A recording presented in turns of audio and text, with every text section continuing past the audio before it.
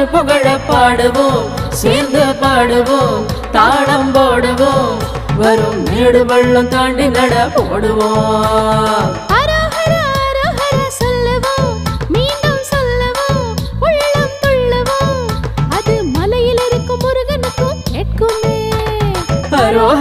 அரோஹரா சொல்லுவோம், மீண்டும் சொல்லுவோம், உள்ளம் துள்ளவோம், அது மலையில் இருக்கும் முருகனுக்கும்